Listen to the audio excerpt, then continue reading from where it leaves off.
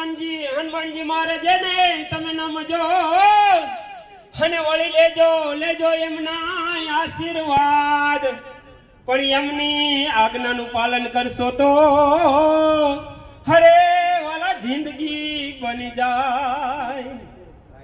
હે સુરત શહેરના આંગણે અને પ્રાકૃતિક મેળાના આયોજન થાય પણ ગામથી ખેડૂત અમૃત આહાર લઈને આવશે.